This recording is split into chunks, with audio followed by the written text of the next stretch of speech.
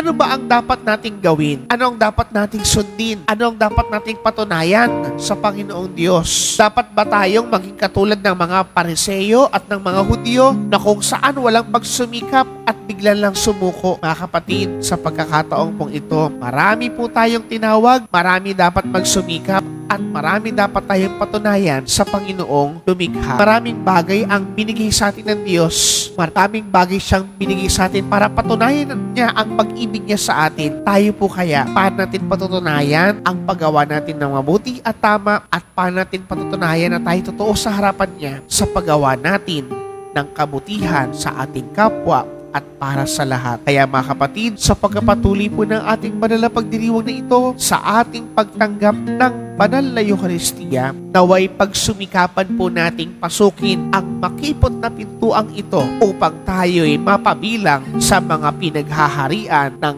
ating Panginoong Hesukristo. Sa ngalan ng Ama at ng Anak at ng Espiritu Santo.